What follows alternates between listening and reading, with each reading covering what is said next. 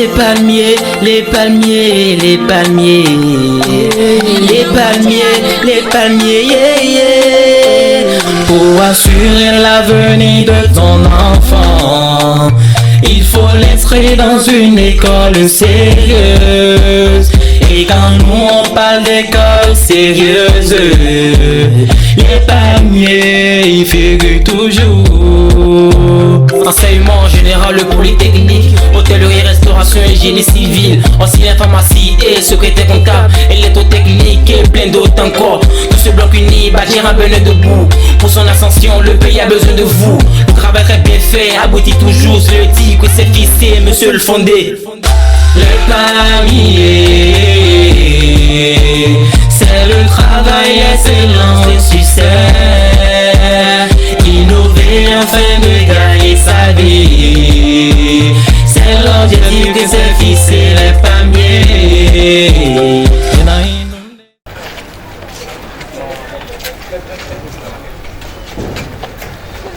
L'investisseur, c'est quelqu'un qui a un projet et qui vient l'exécuter. Donc un projet peut être la fabrication des marmites, la transformation de la tomate en purée de tomate, la transformation du maïs en farine pour vendre sur le marché, mais à grande échelle, comme le font les meuniers par exemple. Donc je décide de mettre en place un projet où je vais écraser tous les maïs de mon pays. Je vais les mettre en sachet et vendre, ce qui permet aujourd'hui aux consommateurs de ne plus se tracasser à aller au marché, acheter le maïs, aller au moulin, etc. Je fais ce travail en amont et puis je mets la farine de maïs sur le marché. Alors la zone industrielle de Glodipé, cet espace délimité par l'État, couvre une superficie de 1640 hectares. Donc de cette limite jusqu'à l'autre limite, ça fait 1640 hectares.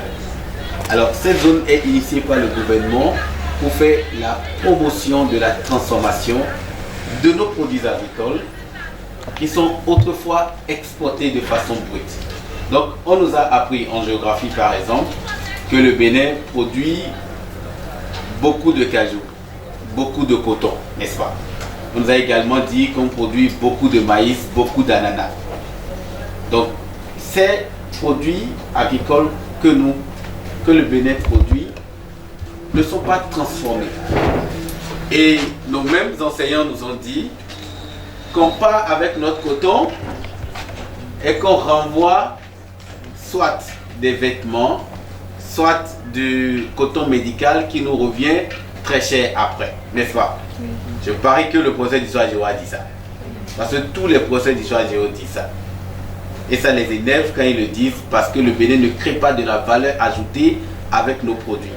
Mais aujourd'hui, avec le gouvernement que nous avons, il a été mis en place un projet qu'on appelle GDIZ, qui est le fruit d'un partenariat privé-public entre la République du Bénin, c'est-à-dire le gouvernement, et un partenaire technique. Donc, quand vous entendez partenariat privé-public, c'est un accord que le gouvernement fait avec un privé pour pouvoir exécuter un type de projet ou un type de service. Donc, dans ce cas d'espèce, nous sommes dans la zone industrielle. Donc, cette zone industrielle sera dirigée à la fois par le gouvernement et un privé. Donc, dans cette zone, nous allons transformer la noix de cajou, le soja, le karité, le maïs, le coton, et au niveau du coton, on sépare le coton en coton fibre qu'on file, qu'on tisse et qui nous permet de faire nos vêtements, et puis en coton graine qu'on transforme où on a l'huile de coton qui est consommable. Alors, nous allons également dans cette zone des industries qui viendront nous aider à équilibrer la balance. J'ai des élèves de quelle classe ici? Seconde. Seconde métier, mot d'événement. Ok, mot d'événement, d'accord. Donc, on nous a parlé de balance commerciale déséquilibrée en troisième. Et quand on parle de balance commerciale déséquilibrée, on fait le rapport entre le taux d'importation et le taux d'exportation. Il y a exportation quand ça quitte notre pays pour l'extérieur. Et il y a importation quand ça quitte l'extérieur pour notre pays. Voilà, tout le monde a compris. Donc aujourd'hui, nous voulons réduire le taux d'importation, c'est-à-dire on veut réduire tout ce qui quitte l'extérieur pour le pays et augmenter le taux d'exportation. C'est-à-dire on fabrique plus ici pour l'extérieur. Voilà. Donc cette zone va nous permettre d'atteindre cet objectif-là. Également, ça va permettre aux jeunes Béninois que nous sommes d'avoir du boulot. Parce que vous êtes en train d'aller à l'école pour travailler après et non pour rester à la maison. Donc à travers ce projet, il y aura beaucoup d'emplois qui seront créés pour tout le monde. Donc c'est pourquoi le gouvernement met l'accent sur ce projet afin de permettre à tout un chacun de nous, quand on sera prêt de travailler, de pouvoir avoir un boulot et de savoir vers qui nous orienter pour avoir un boulot. Donc, quitter maintenant la charge de nos parents et pouvoir subvenir à nos besoins nous-mêmes. Donc de façon résumée, voici ce qu'on appelle une zone industrielle. Qualité comme no viwa be palmier bois c'est vivi tel ou moi tourne fondé d'arbre tel ou comme on ton palmier institution belle les 220 professeurs dotés de cas laboratoire no métier bois c'est vivi. Papa et maman envoyez vos enfants les palmiers. Allez palmiers, le avenir est assuré. Le palmier, c'est le travail excellent, le succès. Innover afin de gagner sa vie. C'est l'objectif de se fixer les palmiers. Les palmiers, c'est le travail excellent, le succès. Innover afin de gagner sa vie. C'est l'objectif qui s'est fixé le palmier. Monsieur Franca Rossin, Abbas Manadia, Madame la directrice Brigitte Aziguino, Marie Lagonagoula secrétaire, à tous les professeurs du lycée, les élèves, force à vous, continuez de travailler. Tintololo, buena dudeji, tintololo, buena réalisé. Tintololo, palmier na wazo da jode, palmier na wazo da jode. Tintololo, buena inukan, tintololo, fina réalisé. Tintololo, palmier na wazo da jode, palmier na wazo da jode. Les palmiers, c'est le travail excellent, succès. Innover afin de gagner sa vie. C'est l'objectif que s'est fixé les palmiers. Yeah. Je me nomme Sosou Clotilde. Je suis élève à Les Palmiers. Je fais la seconde MMV. Nous sommes ici pour pouvoir connaître vraiment ce pourquoi on a choisi la filière MMV. Après la visite, vraiment, j'ai vu que avant d'être vraiment un styliste, il faut avoir le corps réel, c'est-à-dire aimer ce pourquoi on a choisi ce filière pour pouvoir donner le meilleur de soi-même. Car il y a un dicton qui dit « Nul n'est nul », si bien que chacun étudie quelque chose. Lors de la visite, ce qui m'a marqué, c'est qu'il faut avoir le goût de ce que tu as décidé de faire pour pouvoir réaliser ton rêve. C'est un peu ça. Je remercie beaucoup notre fondé qui a eu l'idée de nous faire sortir à venir à Glodjigbe pour voir ce pourquoi on a choisi la filière pour que nous puissions nous donner le meilleur de soi-même. Je m'appelle Sono Eunice Fouébé. Je suis en seconde MMV. Nous sommes venus visiter la zone industrielle de Glodjigbe, mais c'était vraiment extraordinaire. On a vu des nouvelles machines, d'autres machines comme Flagboll, Saint-Jean, Nickel et d'autres. D'autres manières de coudre et aussi d'autres stratégies de vérifier s'il y a des métals dans les vêtements.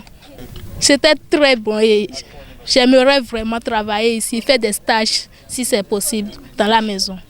La visite m'a tellement motivée à être plus intelligente et travailler plus pour avancer. Je remercie tellement notre fondé d'avoir l'idée de nous amener visiter cet site et c'est tellement merveilleux. Moi je me nomme Chignon Zanou, je suis en première année MV au lycée Les Palmiers. L'important c'est que nous sommes venus maintenant pour visiter et pour savoir vraiment de quoi ça est vraiment dans la couture. Vraiment c'était intéressant. Donc ça va nous permettre d'avancer nos connaissances et d'être ce que nous voulons être. Moi ce qui m'a marqué c'est la finesse, la manière de coudre rapidement. Et aussi j'ai découvert des nouvelles machines, des machines industrielles d'ailleurs qui permettent de conversionner vite et bien. Moi j'invite toutes mes amies à se donner bien au travail. Bon, être stylé c'est pas facile mais avoir le courage.